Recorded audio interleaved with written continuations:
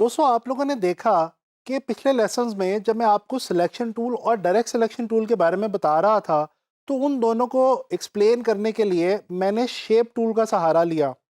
तो अब वो वक्त आ गया है कि मैं आप लोगों को शेप टूल से मुतारिफ कराऊं। तो चलें देखते हैं शेप टूल। दोस्तों जैसा कि ये आप लोग इस वक्त स्क्रीन के ऊपर देख सकते हैं, ये हमारे पास यहाँ पे टूल बार के अंदर शेप टूल मौजूद है, जिसके अंदर आपको रेक्टेंगल शेप जो है वो नज़र आ रही है। जैसे ही मैं इसके ऊपर क्लिक करता हूँ तो मुझे इसके अंदर मज़ीद कुछ ऑप्शंस नज़र आती हैं। जैसा कि आप सब लोग देख सकते हैं, इसमें rectangle tool, rounded rectangle tool, ellipse tool, polygon, star tool और फ्लेयर टूल की ऑप्शंस हमारे पास मौजूद हैं। तो चलें आए वन बाय वन पहले तो इनको देखते हैं और साथ साथ ये जानने की कोशिश करते हैं कि कौन सी इंपॉर्टेंट चीज़ें हैं शेप टूल के हवाले से इलस्ट्रेटर में जो हमें पता होनी चाहिए। दोस्तों जैसे ही मैं शेप टूल को सिलेक्ट करता हूँ और यहाँ पे आके एक बॉक्स ड्रॉ करता हूँ तो ये आप देख सकते हैं कि आपके सामने स्क्रीन के ऊपर इस वक्त एक रेक्टेंगल जो है ये ड्रॉ हो चुका है। जैसा कि मैं आप लोगों को पिछले लेसन में बता चुका हूँ कि अगर आप लोग अपनी शेप को प्रोपोर्शनेट रखना चाहते हैं, यानी कि चारों तरफ से बराबर रखना चाहते हैं, तो उसके लिए आपको शेप ड्रॉ करते हुए शिफ्ट का इस्तेमाल करना होगा, जैसा कि इस वक्त मैंने आपके सामने स्क्रीन पे किया है। और अगर आप ऑल्ट का भी इस्तेमाल करें इसको छोटा या बड़ा करते हुए, तो आप देख सकते हैं कि आपका जो सेंटर है शेप का वो भी लॉक हो जाएगा। बहरहाल दोस्तों, ये आपके पास रेक्टेंगल टूल मौजूद है, जिसकी मदद से मैंने स्क्रीन पे आपके लिए रेक्टेंगल टूल भी ड्रॉ किया और शिफ्ट का इस्तेमाल करते हुए इसी ऑप्शन की मदद से मैंने स्क्वायर भी ड्रॉ की है। इसके अलावा हम देखते हैं राउंडेड रेक्टेंगल टूल को। दोस्तों राउंडेड रेक्टेंगल टूल जो है ये भी बिल्कुल रेक्टेंगल की तरह से ही होता है। इसमें फ़र्क सिर्फ इतना होता है कि इसकी जो एजेस होते हैं वो आप देख सकते हैं कि शार्प नहीं होते, एज नहीं होते, बल्कि राउंडेड होते हैं। चलिए नेक्स्ट ऑप्शन देखते हैं। हमारे पास मौजूद है एलिप्स टूल, यानी कि वो वाला टूल जिसकी मदद से हम बना सकते हैं ओवल और सर्कल। ये मैं आपको बता चुका हूं, अगर आप एलिप्स टूल की मदद से बगैर शिफ्ट इस्तेमाल करते हुए कोई भी चीज़ ड्रॉ करेंगे तो ये आपके सामने, ये देखें, इस किस्म की ओवल शेप जो है ये ड्रॉ होगी। जबकि अगर इसी ऑप्शन की मदद से, यानी कि एलिप्स टूल की मदद से आप शिफ्ट को इस्तेमाल करते हुए ड्रॉ करेंगे तो आपका एग्जैक्ट सर्कल जो है वो ड्रॉ होगा।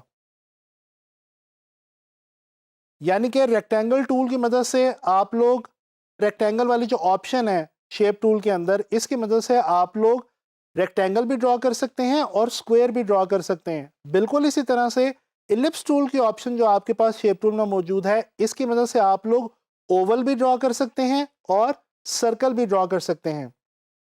चलें आए आगे चलते हैं। ये हमारे पास पॉलीगॉन की एक ऑप्शन मौजूद है। ये देखें आपके सामने स्क्रीन पे इस वक्त मैंने आप लोगों के लिए एक पॉलीगॉन ड्रॉ कर रखा है। दोस्तों पॉलीगॉन आप लोगों को पता है वो शेप होती है जिसकी 6 साइड्स होती हैं। जैसा कि आप लोगों ने शायद मैथमेटिक्स में जो है वो पहले इसके बारे में पढ़ रखा होगा। तो ये पॉलीगॉन के ऑप्शन भी हमारे पास यहाँ पे शेप टूल में मौजूद है। इसके अलावा दोस्तों ये स्टार टूल हमारे पास मौजूद है। जैसा कि बेसिक एक स्टार की शेप होती है, बिल्कुल वो यहाँ पे बाय डिफ़ॉल्ट हमारे पास दी गई है। इसके अलावा एक फ्लेयर टूल है। दोस्तों ये फ्लेयर टूल जो है ये आम तौर पे इलस्ट्रेटर में हम यूज़ नहीं करते, इसका बहुत ही कम यूज़ होता है, लेकिन बहरहाल ये एक लाइट का एक बेसिकली इफ़ेक्ट बना के, लाइट की शेप आप कह सकते हैं, इन्होंने यहाँ पे एक बना के जो है वो रखी हुई है। जिस तरह से लाइट का फ्लेयर होता है उसी तरह से यहाँ पे ये हमारे पास फ्लेयर टूल जो है ये मौजूद है। मैं कुछ और इम्पॉर्टेंट बातें शेप टूल के हवाले से आपको बताता चलूँ। एक यहाँ पे इम्पॉर्टेंट बात ये है कि मिसाल के तौर पे अगर मैंने ये एक स्क्वायर ड्रॉ कर रखा है और मैं इसकी डायमेंशंस को चेंज करना चाहता हूँ, जैसे कि अगर मैं यहाँ से आके रेक्टेंगल टूल सेलेक्ट करता हूँ और इसको ड्रॉ करता हूँ, अब ये रेक्टेंगल टूल के अंदर रहते हुए मैंने आपके सामने इसी शेप के ऊपर क्लिक किया तो यहाँ पे आपके सामने इस शेप की डायमेंशंस आ रही हैं। यानी कि इसके ऊपर क्लिक करके आप यहाँ से इसकी विड्थ और हाइट जो है वो चेंज कर सकते हैं। मिसाल के तौर पर मैं इसको 2 इंचेस विड्थ और 2 इंचेस अगर हाइट की ऑप्शन यहाँ पे देता हूँ और इसको ओके करता हूँ, तो ये देखें ये हमारे पास 2 इंचेस बाय 2 इंचेस का एग्जैक्ट एक जो स्क्वायर है वो यहाँ पे ड्रॉ हो चुका है। फिलहाल मैं अब ये जो शेप सारी इस वक्त मैंने ड्रॉ की हैं इनको यहाँ से मैं डिलीट करने लगा हूँ, ताकि मज़ीद मैं आप लोगों को इसी तरह से बताता चलूँ। ये देखें ये मैंने एक राउंडेड रेक्टेंगल टूल ड्रॉ किया और यहाँ पे भी मैंने क्लिक किया, तो यहाँ पे ऑप्शंस आ गई हैं विड्थ की, हाइट की और इसके साथ साथ इसके सेंटर रेडियस की भी। इसी तरह से अगर मैं इलिप्स यहाँ पे आपके लिए ड्रॉ करूँ और उसको ड्रॉ करने के बाद अगर मैं रेक्टेंगल टूल में यानी कि शेप टूल के अंदर रहते हुए अगर मैं इसी शेप के ऊपर आके क्लिक करूं, तो ये देखें इसकी विड्थ और हाइट के मेरे पास ऑप्शन आ रही है। अगर मैं इसको यहाँ से फॉर एग्जांपल 1.5 बाय 1.5 की सेटिंग रखता हूं, तो ये देखें मेरे पास एक 1.5 विड्थ बाय 1.5 हाइट का एक जो सर्कल है वो यहाँ पे ड्रॉ हो चुका है। लेकिन यहाँ पे एक चीज़ अपने जहन में रखिएगा कि ये जो मैं ऑप्शन आपको बता रहा हूँ कि आप किसी भी शेप की साइजेस को जाके सिर्फ उसके ऊपर क्लिक करके चेंज कर सकते हैं, ये आप तभी कर पाएंगे अगर आप शेप टूल के अंदर मौजूद हैं, यानी अगर आपने शेप टूल को क्लिक कर रखा है। अगर आप सिलेक्शन टूल की मदद से किसी भी शेप को क्लिक करें और आप ये चाहें कि आप यहाँ पे क्लिक करने से एक वो डॉक ओपन हो जाए जिसके अंदर इसकी विड्थ और हाइट के ऑप्शन हो, तो ऐसा नहीं होगा। उसके लिए आपको जो शेप टूल है उसको पहले सिलेक्ट करना पड़ेगा, देन जब आप इसकी मदद से क्लिक करेंगे तो ये देखें आपके सामने स्क्रीन पे जो है ये ऑप्शन आ गई है। तो इस तरह से आप लोग शेप टूल के अंदर रहते हुए अगर क्लिक करेंगे किसी भी शेप के ऊपर तो उसकी विड्थ और हाइट या उसका सेंटर रेडियस वगैरह आप यहाँ से बहुत ही आसानी के साथ चेंज कर सकते हैं। अपनी मर्जी की कोई भी एग्जैक्ट आप मेजरमेंट दे के बिल्कुल एग्जैक्ट शेप जो है वो आप अपने लिए बहुत आसानी से हासिल कर सकते हैं।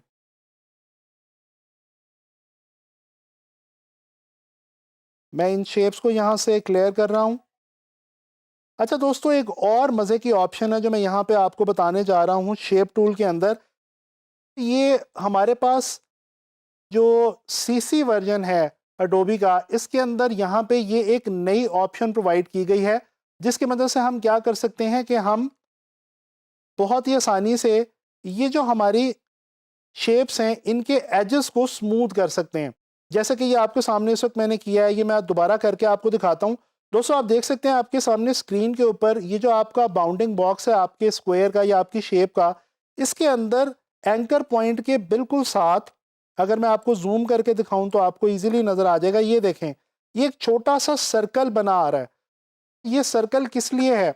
अगर आप इस सर्कल के ऊपर क्लिक करके यानी कि यहाँ पे कर्सर ला के अपने माउस को अंदर की तरफ ड्रैग करेंगे तो ये देखें आपकी जो स्क्वायर थी वो उसके जो एजेस हैं वो राउंड हो चुके हैं। अच्छा ये तो अभी मैंने सिलेक्शन टूल की मदद से किया है। अगर मैं डायरेक्ट सिलेक्शन टूल की मदद से आके वापस इसी वाली एंकर पॉइंट को सिलेक्ट करूं और इसको यहाँ से अंदर की तरफ ड्रैग करूं तो ये देखें आप देख सकते हैं कि हुआ क्या है कि क्योंकि मैंने डायरेक्ट सिलेक्शन टूल की मदद से इस शेप को सिलेक्ट किया था तो उसका जो जो एंकर पॉइंट मैंने सेलेक्ट किया था वहां से उस एंकर पॉइंट से वो जो शेप है वो स्मूथ हो गई है, यानी कि कर्व के अंदर आ गई है। इसी तरह से किसी और शेप के ऊपर भी अगर मैं आपको करके दिखाऊं तो ये जिस तरह से पॉलीगॉन में आपके लिए ड्रॉ करता हूं और यहाँ पे अब ये देखें अगर मैं डायरेक्ट सिलेक्शन टूल की मदद से फॉर एग्जांपल किसी एक इस लाइन सेगमेंट को चूज़ करूं और इसको मैं अंदर की तरफ स्ट्रेच करूं तो ये देखें जो हमारी पॉलीगॉन की शेप थी वो चेंज हो गई है। इसी तरह से आप डायरेक्ट सिलेक्शन टूल को इस्तेमाल करते हुए किसी भी एंकर पॉइंट को चूज़ करें और आप इस शेप को टोटली अपने लिहाज से स्मूथ बना सकते हैं, कर्व्ड बना सकते हैं। तो ये देखें ये जो हमारी पॉलीगॉन वाली जो शेप थी वो ऑल टुगेदर चेंज हो चुकी है। मैं जल्दी से आप लोगों के लिए यहाँ पे एक काम करने वाला हूँ। आप लोग अब तक सिलेक्शन टूल समझ चुके हैं, डायरेक्ट सिलेक्शन टूल समझ चुके हैं और मैंने आपको इंट्रोडक्शन दे दिया शेप टूल का। मैं बहुत क्विकली आपके लिए एक छोटा सा काम करने लगा हूँ कि मैं इन तीनों टूल्स की मदद से कोई नई शेप क्रिएट करने की कोशिश करता हूँ। तो ये देखिए मैंने रेक्टेंगल टूल लिया और यहाँ पे मैंने एक जो स्क्वायर है वो मैंने सेलेक्ट कर लिया, ड्रॉ कर लिया। अच्छा, यहाँ पे एक छोटी सी मैं शॉर्ट की आपको बताता चलूँ जल्दी से। अगर आपने इलस्ट्रेटर के अंदर किसी भी ऑब्जेक्ट को, शेप को, लाइन को डुप्लीकेट करना हो तो आप क्या करेंगे, आप ऑल्ट की मदद से उसको सेलेक्ट कीजिए और अगर आप चाहते हैं कि किसी एक खास डायरेक्शन में वो चीज़ मूव करे और डुप्लीकेट भी हो जाए तो साथ अच्छा है कि आप शिफ्ट को भी इस्तेमाल कर लें। तो ऑल्ट और शिफ्ट को मैं इस्तेमाल करता हूं और राइट की तरफ अगर इसको ड्रैग करता हूं तो ये देखें मेरा जो स्क्वायर था वो डुप्लीकेट हो गया। इसी तरह से स्क्वायर को मैं दोबारा ऊपर की तरफ ड्रैग करूंगा डुप्लीकेट करते हुए, यानी कि ऑल्ट और शिफ्ट को होल्ड करते हुए। अच्छा, ये मेरे पास 3 स्क्वायर्स आ गए। मैं क्या करता हूँ, मैं इनकी मदद से एक बॉक्स की शेप बनाने की कोशिश करता हूँ। किस तरह से? ये देखें जी, डायरेक्ट सिलेक्शन टूल पे गए, यहाँ से आके मैंने सिर्फ ये वाला जो बॉक्स है ऊपर वाला, इसके जो 2 ऊपर वाले एंकर पॉइंट्स हैं उनको सिलेक्ट किया और इसको मैं शेप को यहाँ पे ले आता हूँ। अच्छा, इसी तरह से अब ये वाला जो मेरे पास एक स्क्वायर है, इसके ये 2 एंकर पॉइंट्स मैंने सेलेक्ट किए और ये आप देख सकते हैं कि मैंने इसको यहाँ पे ट्विस्ट कर लिया। अच्छा, अब यहाँ पे आप अगर ड्रैग करेंगे इस शेप के ऊपर डायरेक्ट सिलेक्शन टूल की मदद से, तो जितने एंकर पॉइंट्स आपके माउस की यानी कि आपके ड्रैग की जद में आएंगे वो तमाम के तमाम सिलेक्ट हो जाएंगे। जैसे कि ये आप देख सकते हैं कि ये 4 एंकर पॉइंट्स मैंने एट अ टाइम ड्रैग किए और इनकी जो शेप थी या इनकी पोजीशन थी वो मैंने चेंज कर ली। अच्छा, अब मैं क्या करता हूँ, एक छोटा सा काम करता हूँ, इस सारी शेप को सिलेक्ट करता हूँ और इसका मैं एक डुप्लीकेट लेता हूँ, जैसा कि मैंने अभी आपको बताया ऑल्ट और शिफ्ट की मदद से। ये मैंने डुप्लीकेट ले लिया।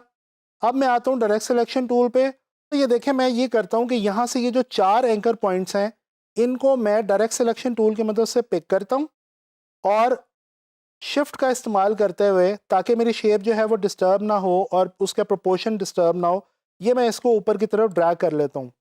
अच्छा, यहाँ पे एक और छोटी सी मैं चीज़ आपको बताता चलूँ, एक और शॉर्ट की कंट्रोल जी। कंट्रोल जी क्या करती है, किसी भी मल्टीपल ऑब्जेक्ट्स को ग्रुप करने का काम करती है।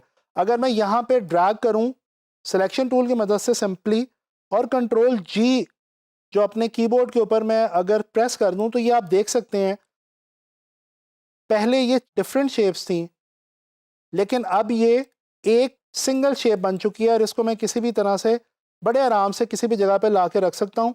यहाँ पे मैं ला के इसको रखता हूँ जी बॉक्स के ऊपर और इसका साइज़ थोड़ा सा बड़ा कर देता हूँ। तो ये देखें आपके सामने जो है ये एक बॉक्स जो है वो तैयार हो गया है। ये यहाँ से इसका थोड़ा सा एज जो है इसको मैं अंदर की तरफ लेके आता हूँ। ये अगर यहाँ से समटाइम्स आपको कुछ थोड़ा सा ये जो एजेस आपके होते हैं इनको आपको थोड़ा सा ध्यान से डील करना पड़ता है। अगर मैं जूम करूं और यहाँ पे आके इस एंकर पॉइंट को पिक करूं तो ये देखें हमारी जो शेप है वो कुछ पहले की निस्बत रेगुलराइज हो जाएगी। तो ये देखें दोस्तों, ये मैंने इसको पूरे को अब मैं पकड़ता हूँ और इसको मैं कर देता हूँ जी कंट्रोल जी यानी कि ग्रुप और इसको मैं मूव करता हूँ तो ये देखें पूरे का पूरा हमारा एक बॉक्स जो है ये तैयार है। इसको आप ज्वेलरी बॉक्स भी कह सकते हैं, इसी तरह से आप शू बॉक्स भी क्रिएट कर सकते हैं। कोई भी शेप, जिस भी किस्म की शेप आप क्रिएट करना चाहें वो इस तरह से आप बड़ी आसानी के साथ क्रिएट कर सकते हैं। दोस्तों, जैसा कि आप लोगों ने देखा कि selection tool, direct selection tool और शेप टूल की मदद से हम बहुत सारी नई शेप्स क्रिएट कर सकते हैं। जैसा कि मैंने अभी आपको एक बॉक्स क्रिएट करके दिखाया, इसी तरह हम और भी बहुत सारी शेप्स इन तीनों टूल्स को बैक वक्त कॉम्बिनेशन में यूज़ करते हुए बना सकते हैं। तो उम्मीद करता हूं कि आप लोगों को ये तीनों टूल्स सीखने का मज़ा आया होगा और अब आप प्रैक्टिस करेंगे। अब आप लोग ऐसा कीजिएगा कि आप लोग कोशिश कीजिएगा इन तीनों टूल्स को इस्तेमाल करते हुए कोई सी शेप खुद से क्रिएट करने की कोशिश कीजिएगा।